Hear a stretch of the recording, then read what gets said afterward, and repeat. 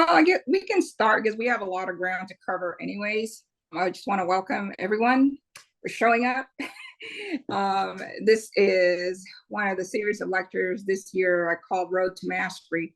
Takes a little bit from last year, but now we're really going to get into the major groundwork in terms of developing the Brainwell program and Brainwell University. So anybody who's interested in knowing what I do, it'll all be in these videos. Last week, we talked about what labs I order from everything under the sun. So today, we're going to be focused on genetic testing. Okay. All right. So to go into genetic testing, that's really the basis of the Brainwell program. We start with genetics, and then we use genetics along with labs to determine what supplements to give, what supplements to avoid, as well as genetics and supplements that can support the best response from TMS, as well as what hormones we use or avoid based on genetics as well. Today, we are going to be focused on genetic testing. So what is it that is important? Why do we have to do genetic testing?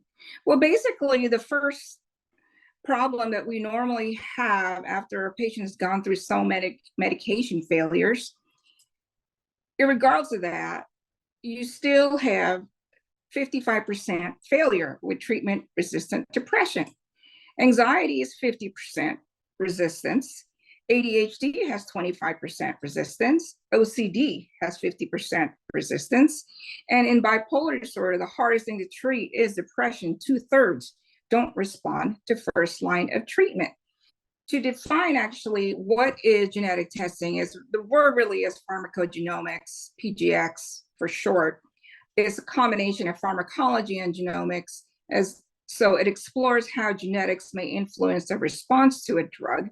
And it is based out of precision psychiatry, precision medicine, with an emphasis on personalized care based on looking at specific characteristics, which is an example of genotype. So why use it?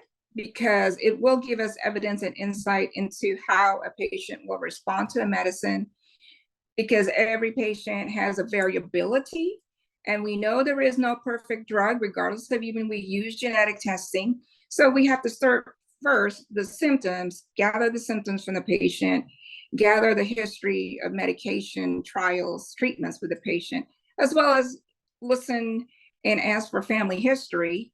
And then we add genetic testing, and that is really more of a personalized treatment plan specific for their DNA.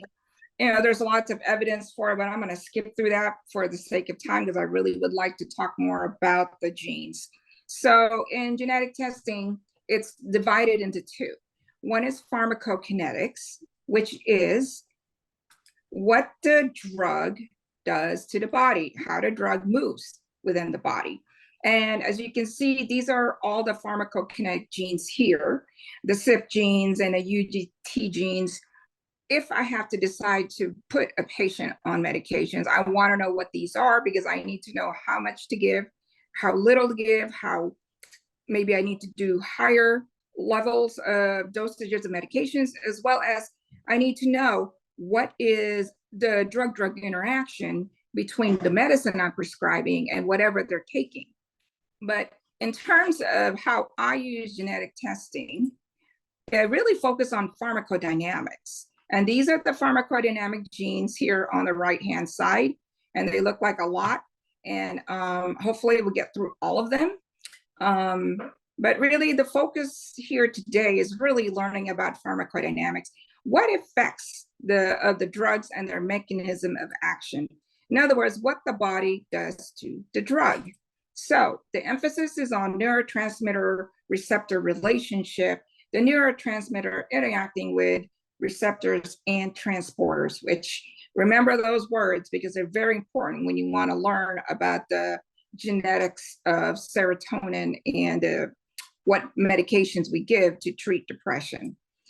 Just to have a little bit of background, we need to understand genotype, and it is defined as a specific combination of alleles present in an individual. So if they are homozygous, that means two copies of the same allele. Heterozygous, two different copies of alleles for the same gene. And then just an example of it here, we have heterozygous. This is the gene for brain-derived neurotropic factor. This heterozygous is two different alleles, val and met. And then the BDNF here is homozygous for val-val. So that's an example of it. So you can understand what I'm talking about when I'm finally going to get to the end when it comes to discussing all different variants of the genes. To define further, we need to know what phenotype means. These are the observable characteristics. As you can see, there is a phenotype for blue eyes and phenotype for brown eyes. If there are the same phenotype, then it'll come out with blue. But if they are different, the dominant gene takes over. So it's, we have brown eyes, okay? So yeah, multiple genes can play a factor in any kind of phenotype. And environmental factors can also play a factor in how a phenotype is expressed. That is very, very important to know, not for the sake of this lecture, but really how environmental factors can modulate a gene and then cause a disease. So what's really we need to focus on today is to understand what a single nucleotide polymorphism means, SNP. That means this is a strand of a DNA. As you can see, in a DNA strand, normal strands always be adenine pairs with thymine, and guanine always pairs with cytosine. But there are mutations that happen, so that's what we call a SNP. There's a variation at one position in the genome. When that happens, there's a different outcome in a patient. I've seen this happen even with twins, and it's very interesting to see that when that happens. So the pharmacodynamic genes we're gonna get through today, the top three we've already discussed, the MTHFR, as well as the COMT and BDNF. But we're gonna get to the rest of these genes, ADRA, all the ones responsible with serotonin, and serotonin receptor and transporter, sodium channel, calcium channel, human leukocyte antigen, MC4R, and a GRIC gene. So just to quickly go through, we understand what the MTHFR cycle is. We know that from the folate through the enzyme MTHFR, methylene tetrahydrofolate reductase, it becomes normally L-methylfolate. And with L-methylfolate, it goes into the second cycle that eventually becomes SAMe in reference to making neurotransmitters. Tryptophan makes the serotonin, and tyrosine mixed with SAMe becomes dopamine that eventually breaks down to norepinephrine. So what's really important to know is that if you don't have enough functioning enzymes, the homocysteine can build up. And then that causes cytotoxicity on the neurons, causes all kinds of things, myelination, plaques, tangles, just death of the brain cell. And these are the things that you can see MTHFR deficiency conditions: depression, anxiety, ADHD, addiction, eating disorder. Why? If you look at the end result, less serotonin, less dopamine, less norepinephrine. But you can also see MTHFR deficiency come out in medical conditions. Homocystinuria places you at risk for blood clot, stroke, and MI. Spontaneous abortions, neurologic issues, ataxia, neuropathy, microcephaly, scoliosis, anemia, cancer, because it's very important in methylation. And then what I also found out is very important also for GI regulation. So there are people who do have MTHFR deficiency, and they have issues with constipation and diarrhea at times. And people think it's a food allergy, but it's not. Okay, what are the SNPs, the single nucleotide polymorphism responsible for MTHFR deficiency? The first one is C677T variant.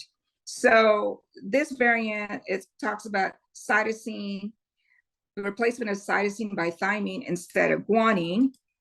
And so that reduces the activity by 35% per the T allele.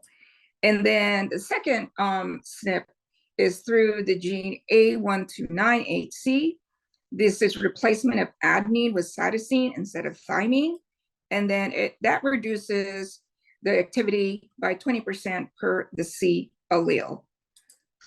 There are situations where you have a combination of the two, 35% reduction plus a 20% reduction. You will have a 55% reduction in MTHFR activity, resulting in a decrease in the L-methylfolate that is not available to convert that homocysteine to become all the other neurotransmitters that are good for your mental health. If you have a decrease in MTHFR deficiency, that is a decrease in L-methylfolate. The main treatment is L-methylfolate. The usual dose is 15 milligrams if you have only pure MTHFR deficiency. The problem is when you have a complication with the COMT gene where it does break down dopamine and estrogen. So in the brain, there is dopamine degradation by the COMT gene. However, there are like differences between the two.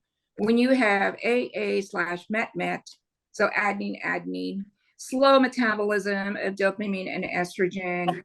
So you have a high level of dopamine, you worry more, you obsess, you're poor stress tolerance, and you can have psychosis. Pretty common in people with schizophrenia, as well as even autism. They tend to have higher dopamine levels because that's what makes them super anxious. It not only just affects the dopamine, the estrogen. So if you're prone to high estrogen, you are also pretty moody and overreactive. And then you have more issues when it comes to right before your menses and even postpartum. So, but there's good things about people who are low COMT. When they're balanced, they have good executive function. These people are reliable, and you could always make sure their work is meticulous. But there are these diagnoses that you can see with people with low COMT. Anxiety, social anxiety, panic disorder, OCD is a big one, as well as mentioned autism, even post-traumatic stress disorder, bipolar disorder. So when people this is what happens. I mean, there was a classic example. A patient told me yesterday that he had no idea he had this problem. And he told me, oh yeah, when I doubled my bupropion, I got manic, doc, because of the fact that they're already running high in dopamine, and the bupropion, what does that do? That further increases that. So it is clinically relevant. Of course, we talked about schizophrenia, PMDD, and postpartum. I think this is probably the reason why we may have postpartum psychosis, because when after delivery, the progesterone may go down because that was all about promoting pregnancy. And then you run high in the estrogen, there is no more of that proper balance. And that's why you may have postpartum depression, postpartum psychosis. We're talking about the treatment of the low COMT. A lot of it is a three-pronged approach. Diet, the cruciferous vegetables, flaxseed and soy, oat, low protein. All these will work on bringing down the protein, decreasing the dopamine synthesis. We need to avoid keto diet. I'm not saying that just because you are low COMT that you can never have it, but there's only certain situations where you can have it. Berries, high in phenols, that makes dopamine, as well as alcohol and drugs. You know what that does, that increases dopamine as well. The exercise for patients who are not really hormonally balanced yet, I usually start with yoga or Pilates and avoid vigorous exercise and cardio and interval training. Supplements are things to bring down the inflammation. Lithium orotate can balance the dopamine as well as magnesium, and to increase the serotonin without increasing dopamine, such as tryptophan and 5-HTP, as well as GABA promoters. And believe it or not, pregnenolone is one of them, which is the mother of all hormones that can increase GABA in the brain. And we need to avoid any phenols, anything that promotes increasing dopamine. Green tea, curcumin, quercetin, too many amino acids, people who take branched chain amino acids for working out, even L-methylfolate, we need to avoid that or give a lower dose. And SAMe, because SAMe, as you can see, it makes all of them. But we want to promote more of the serotonin and less of the dopamine, as well as high dose B vitamins. B vitamins is very important in making all those neurotransmitters, including dopamine. So interesting enough, the psychiatric meds for low COMT are what?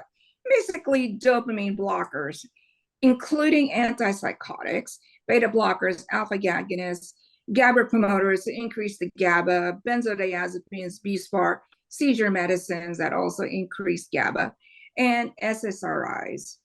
In the beginning, we do need to avoid bupropion because it does increase dopamine, SNRIs because it's what serotonin and norepinephrine, and tricyclic antidepressants and MAOIs. These are what we call the dirty SNRIs, either like way back when, as well as stimulants. We need to be careful with stimulants when we have a patient with low COMT, and it does increase the anxiety. So in terms of ADHD, I tend to go with Intuniv, which is also the blocker for dopamine, and it works very well. I'm not saying that people who have low COMT don't ever have ADHD. I think the theory behind it is you have too much dopamine and you cannot focus on one thing. You're hyper focused on everything, and then you can't bring yourself to just focusing on one thing that you're maybe needing to work on. So this website, berkeleywellbeing.com, is a really good kind of a workbook in order for people to really learn more about how to deal with COMT, all other kinds of lifestyle things that they can do. It's not very expensive. It's only like $10, and it's just something you can download. So going opposite, you have high COMT, high activation of catecholamic methyltransferase. This is what we call the warrior gene. So this is known as CC val. When you look at a genetic testing, this is high metabolism of dopamine and estrogen. So you will be left with low dopamine, low estrogen. Good things about these people, they function great in chaos. These are the problem solvers when they walk into a hot mess. Yeah, and they actually like that. It actually helps them even focus better. That, when people are throwing questions, problems at them, they can just rattle off what needs to be done right then and there. And they are great multitaskers. So don't ask these people to be accountants, because that's not going to happen with them. These are your CEOs, people that work on Wall Street, salesmen type of people. And so if you have low dopamine, low estrogen, that's why you will have inattention. You will be prone to depression and even apathy, because you don't have enough of that. Even not enough estrogen can cause you to get depressed and apathetic because you don't have any emotion. So these are the diagnoses you can see: depression, generalized anxiety disorder, and ADHD. And the reason being is that we can see anxiety is that, sometimes everybody just needs a good dopamine balance. If you don't have enough of it, then it causes all kinds of issues. Impulse control disorder, very common with people who are high COMT. These are the people that actually, will jump off buildings, and, they'll admit, I'm a, dopamine seeker. I like to do these things because I feel good. So yeah, gambling, they like to chase that. Binge eating disorder, it makes them feel better. And I understand now why, if a patient is high COMT, then I can understand why they like cocaine, they like opiates, they like alcohol. So it helps me give a little bit of a sympathy or empathy for the patient, when actually telling them that, hey, I understand why you have this problem.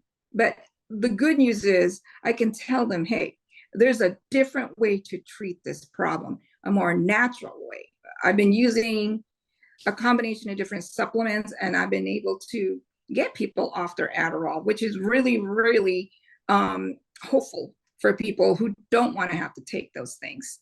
And so the approach really is still the same three-prong approach: diet, high protein diet, keto, Atkins, berries.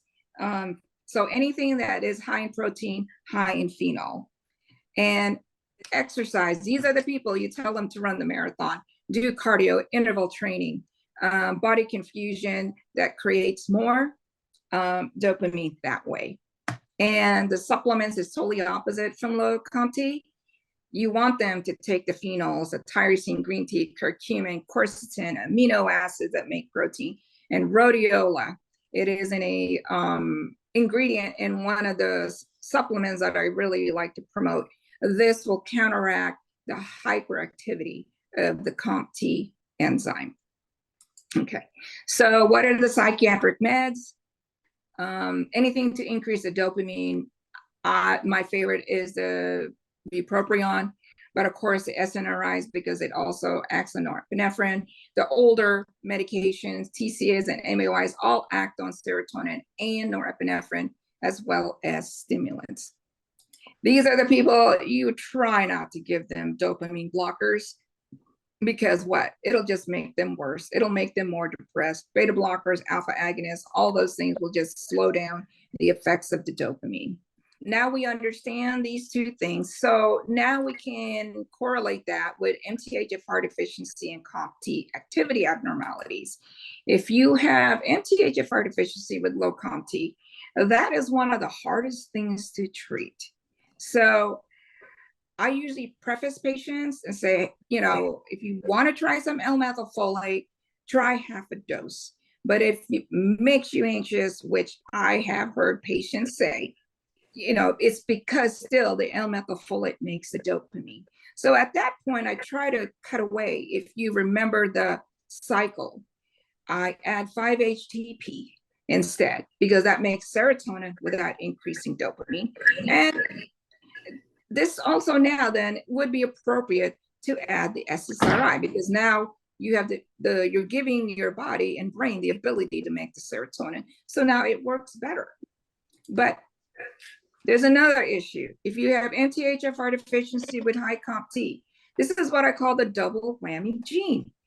You're low in everything: serotonin, dopamine, norepinephrine, even double low when it comes to dopamine and norepinephrine, because you have hypermetabolism of dopamine in the process. So at this point, this is when I do give people L-methylfolate as well as tyrosine. And sometimes I may have to give something like rhodiola to even slow down the COMT activity. And I have been getting some pretty good results giving those cocktails and getting people off stimulants, because as we know, it's so difficult to get people Adderall these days. And it's even Vyvanse is very difficult to try to find. So I love what's happening actually, because now I can get my patients to listen to me and say, hey, you want a natural way to do this so you're not dependent on those drugs? At that point, you know, right now patients are like, yeah, I want to know how to do this so I don't have to depend on these things. And the problem with the stimulants is, we know, like, it does cause a feedback mechanism. And what happens is that your body also, your brain stops making dopamine itself. It's like anything that you give your brain, you know, opioids and things like that. If it increases something, feedback mechanism, your brain says stop making it. So that's really the reason why people who are on like long-term antidepressants, including serotonin, SSRIs, and stimulants, and benzodiazepines, that causes treatment resistance in medication, and you keep going up and up and up and up, which is really dangerous. If you want to do the natural way, you got to make sure you preface your patients, you know, these supplements don't work like medications. You know, medications work anywhere between 2 to 4 weeks, but you tell the patient 3 to 6 months, and then see whether it's really going to be doing anything. So let's talk about BDNF. It encourages the formation of new brain cells and protects existing ones. So the main function really is to increase the brain plasticity. What I mean by that is the fact that the brain has an ability to repair itself after it's been injured, whether it's a stroke or brain injury or even COVID or inflammation that can happen, and suppresses brain inflammation. So when one of the reasons why people have problems with brain injury long term is that there's chronic inflammation happening. The BDNF will come in and decrease that, so the brain cells have ability to regenerate.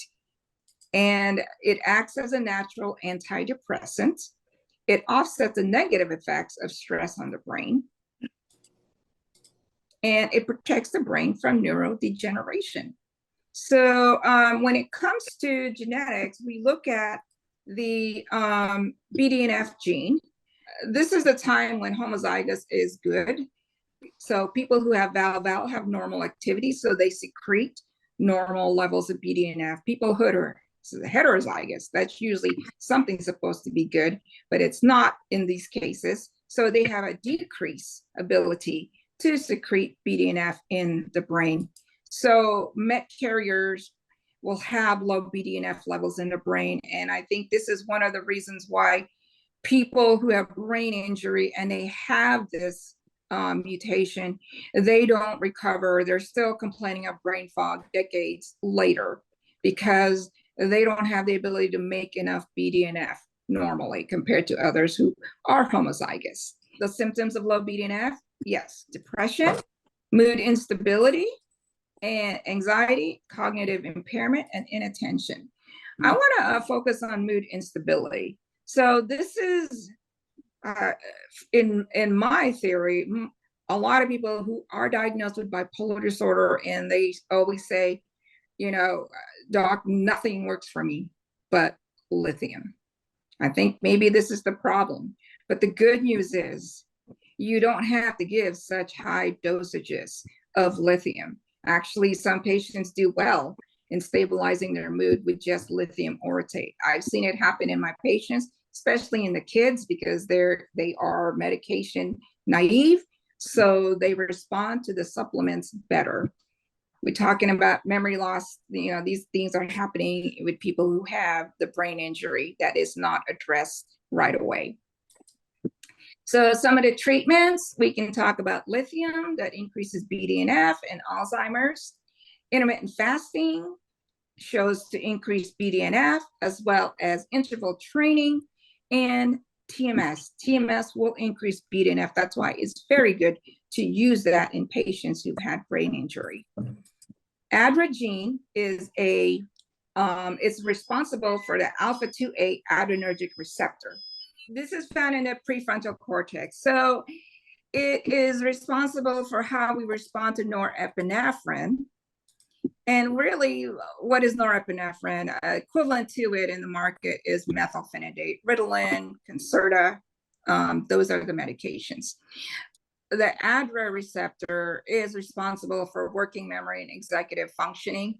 And then if it's dysregulated, then you will have symptoms of ADHD. So this is one of the genes that is responsible for ADHD, along with people who have the high COMT gene. So you have to look at those two. When it comes to me choosing a medication for a patient, if I know they're high COMT, I will look at their ADRA gene next, because if they respond to it better, then I will choose a methylphenidate base versus something that's amphetamine based. So how do you know which one to pick? The G allele is an improved response to methylphenidate. The CC genotype is a poor responder to methylphenidate, and that will, you know, written out for you in the genetic testing as if you just look at it. And the DRD2 gene, you think that this is responsible for any ADHD, but not quite. This is the receptor. The D2 receptor is the one that's responsible for movement and perception, meaning now you can understand why if you give antipsychotics, not only maybe their psychosis goes down, but then you may cause them to have problems like extrapyramidal symptoms.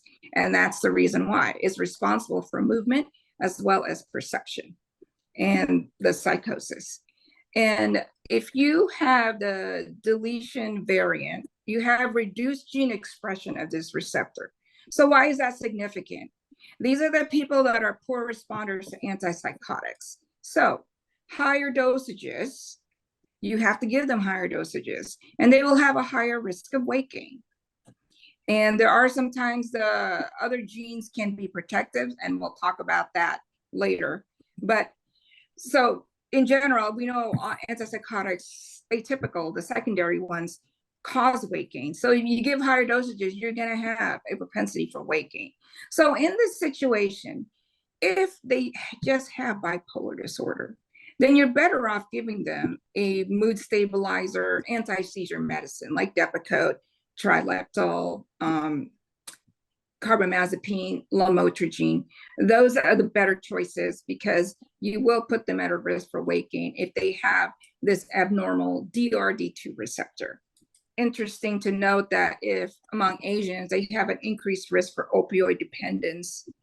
And if you think about it, yeah, I can understand that why, because, you know, this still has something to do with even the response to pain or the dopamine levels in a patient. That's why they like pain medicines. So that's why they have to sometimes have higher dosages of these medicines, which puts them at risk for opiate use disorder. Okay, we're going to talk about the first gene responsible for the serotonin activity. This is a receptor that's found in the postsynaptic neuron. And this is where the serotonin targets, the 2A. Just remember that it is 2A is where the serotonin receptor is when you are concerned about mood. And the variant is AA variant. You have a higher response to the SSRI, which is improved response to citalopram among Caucasians, and they don't respond to non-SSRIs as well. So this variant, you're better off giving them a SSRI, specifically citalopram. When it comes to the G variant, that means that these receptors don't really work when the serotonin attaches. So this is a time when you give non-SSRIs, like the SNRIs, tricyclic antidepressants, MAOIs, even mirtazapine is a better choice. And this was also proven that this is why venlafaxine is a good medicine for people with generalized anxiety disorder. So let's talk about the second part of the serotonin cycle. When the serotonin neurotransmitter comes out to the synaptic cleft, it goes into the postsynaptic receptor. However, once it's being used, it gets spit out again in the cleft. So the serotonin transporter gene is the one that's responsible in the presynaptic to pick up this serotonin. So this is the gene that makes up that presynaptic transmembrane protein, so they can reuptake the serotonin. So now you understand why there is such a thing as SSRIs. So the SSRIs will come in there and block where that serotonin is supposed to go to get reuptake. So this is what happens. So this serotonin comes out here, goes into these receptors, and then it gets back to the area where the synapse cleft is, and then it gets absorbed again. However, the SSRIs, this is where they function to block that so they can keep more of the serotonin around. Okay, so the important part of the gene when it comes to making the serotonin transporter is a 5-HTT-LPR section. If there's a deletion, it's called short, pretty simple. If there's no deletion, it's considered a long section of the gene. The LL are better responders to SSRIs. If they have a variant LALG, there's a poor expression of the serotonin transporter gene.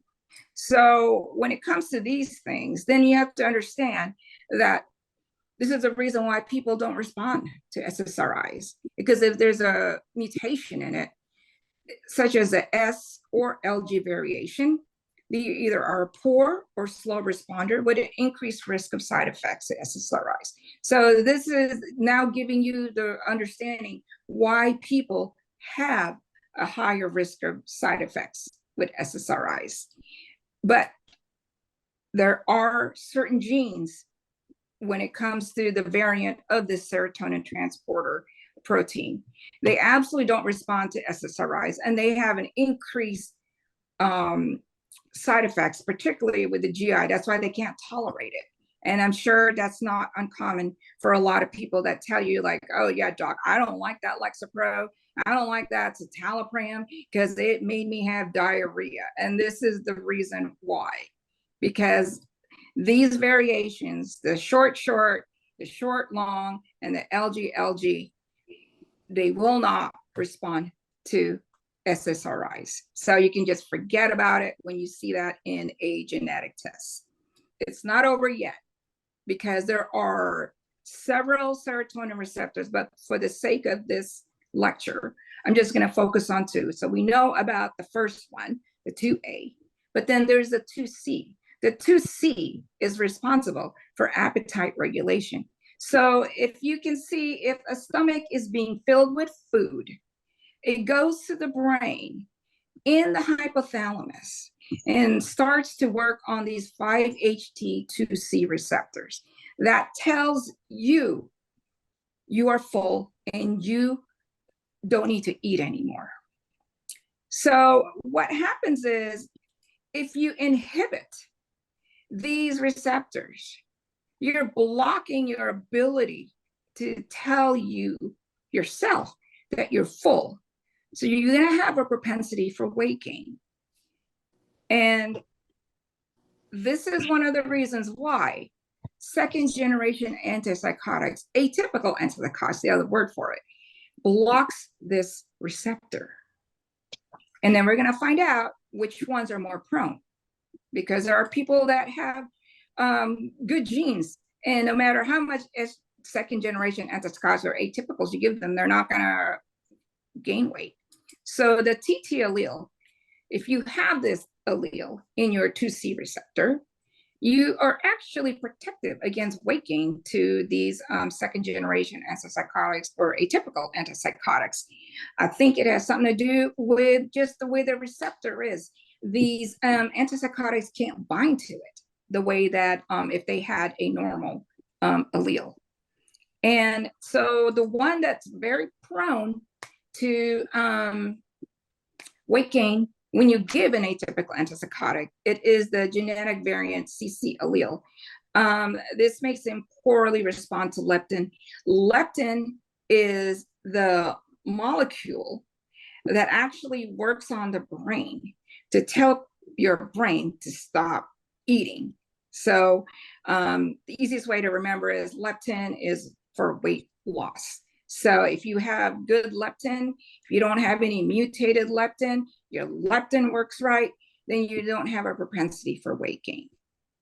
Just an aside, metformin supposedly does help with the weight gain issues to second generation antipsychotics. My solution is don't give them that. So, but you know, some people really need it. So this is an option that you may have to give metformin.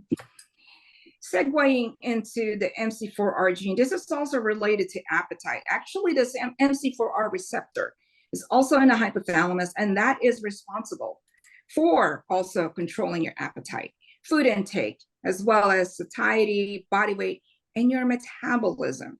This is the homeostasis part of the brain that controls it. So if you have issues with abnormal MC4R, that means you are going to be prone to antipsychotic-induced weight gain. Your appetite control is just not there. It's abnormal. And then the ones who have the A allele are 2 times more likelihood to gain weight with atypical antipsychotics versus the ones that are CC genotype. So, you know, people can say, yeah, it's a valid reason to say, hey, you know, I was born fat because the rest of my family is fat. And a lot of it has to do with the MC4R receptor that is not working. There's other genes involved in it, but this is just one of them. So if you want to just really consider atypical antipsychotics in patients, you got to look at the 2C receptor. You got to look at the MC4R receptor and manage that, or else they will have propensity for weight gain, metabolic syndrome, and so forth. The GRIC gene, that's what I call it, GRIC1, is a glutamate receptor kinase 1 receptor. As we know, glutamate is excitatory, and this is involved in like making people activated. It's good to be activated sometimes. However, one thing we really need to know about this gene, what's the most important is the people who have the CC phenotype, because topiramate, you give this to alcoholics, they actually will reduce heavy drinking, even with just low dosages of Topamax. I actually have a patient that only takes 25 milligrams twice a day, quit her drinking.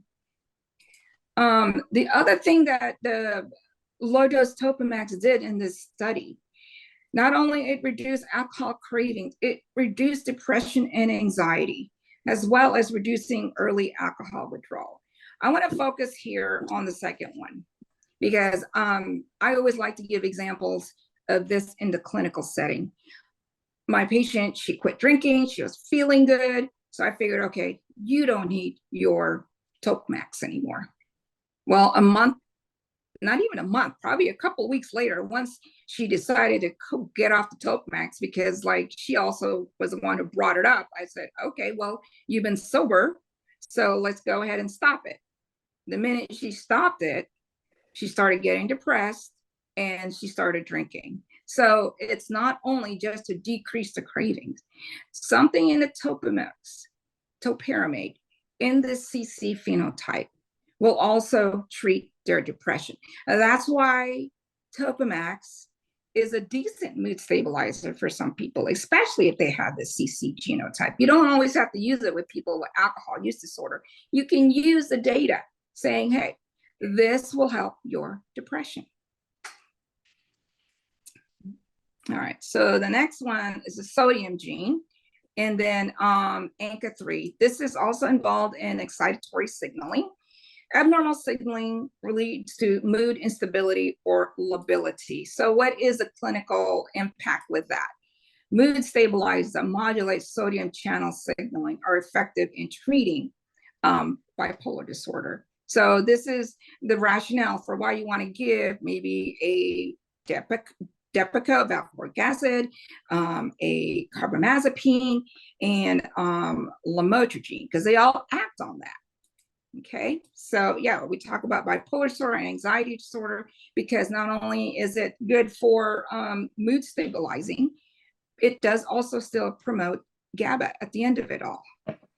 The calcium gene channel, I don't use it a lot, but sometimes I have to go use this principle. This is the one that's involved in the subunit of L-type voltage gated calcium channels, which is involved in excitatory signaling. So what does that mean? If you have abnormal calcium signaling, that is going to be associated with impairment of mood or cognition, and as well as anxiety. So there are times you may have to use a calcium channel blocker if they're not responding to conventional treatment for anxiety. And I had this patient, only one patient so far I've had to do this because nothing else worked in that patient. And she had this genetic issue. I gave her amlodipine. She's been fine since then. And all that mood instability, all that anxiety, all that going up and down, the calcium channel blocker was what treated it. So in a way, if I know a patient is hypertensive, then I will also recommend to the patient, you talk to your doctor about changing your blood pressure medicine to a calcium channel blocker. Amlodipine, nifedipine, let's see if it works to bring down your anxiety. Okay. The last one we need to talk about is let's see here. Okay, yeah. This is often really ignored in genetic testing, but we use it every day in clinical practice. So we have to understand the concept of human leukocyte antigen. This is a protein that binds and presents antigens to the immune cells. So there are variants that will make you prone to Stevens-Johnson syndrome, as well as toxic epidermal necrolysis. If you are HLA-A positive, you will have Stevens-Johnson's and TN with carbamazepine. But of course, everybody puts their focus on the HLA-B1. So there are different anticonvulsants that will cause this. And this is the one everybody always talks about, lamotrigine.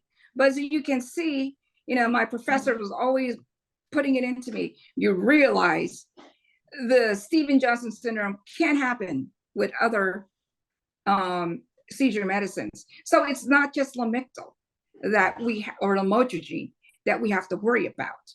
Because if you are HLA-B1 positive, you can still have problems with carbamazepine, oxcarbazepine, which is tegretol, trileptal, fosphenytoin, phenytoin, and phenobarbital.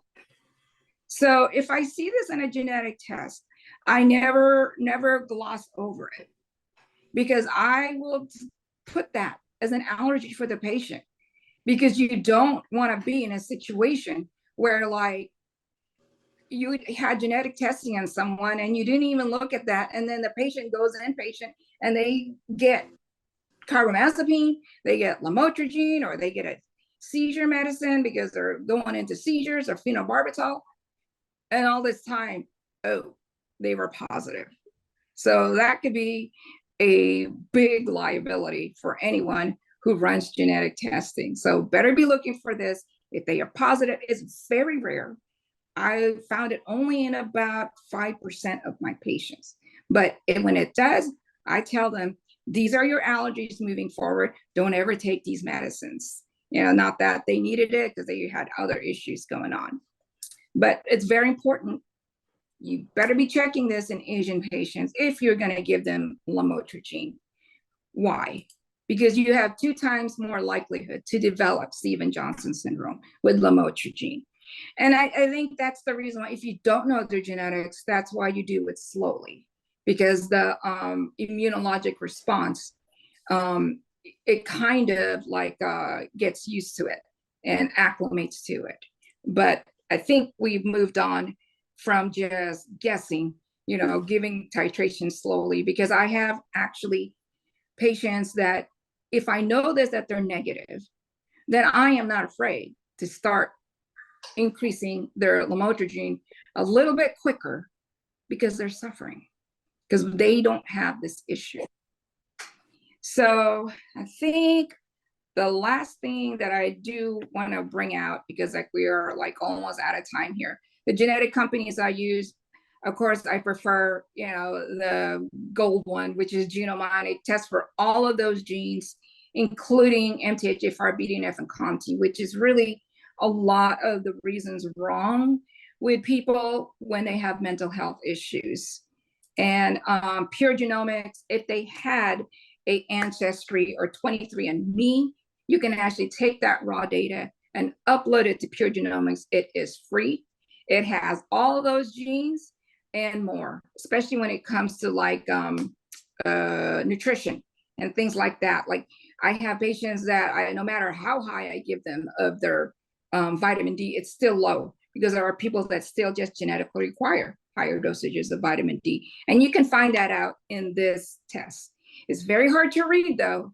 I have to have like a cheat sheet with me to try to figure out what does this gene mean, because unfortunately, because it is free, they will promote patients to start taking supplements that may not always be what's best for them, or really unnecessary. So make sure that you know how to read those genetics in Pure Genomics. And of course, we do use GeneSight if the patient cannot absolutely afford anything. However, I don't like it if I know a patient has brain injury because it will not test for this. One thing I can tell you is a lot of my colleagues, they really downplay the importance of genetic testing. It doesn't work. I think it's just because they don't know what they're looking at, and they don't have the ability to really read it the way they need to read it and how to treat their patients. I have gotten patients off their psychiatric meds, kids that come to me because their parents don't want them to be on it. I look at their problems and I just replace things as needed, and they do amazing. No more ADHD, no more meltdowns. And so there is a use for this, but you have to know what you're looking at, and you have to know which supplement to use. As you can see, you can get a lot of information on a genetic test. You just need to know how to read it and how to interpret it and how to use it to help your patients. All right. Thank you, everybody. Thank you. Bye.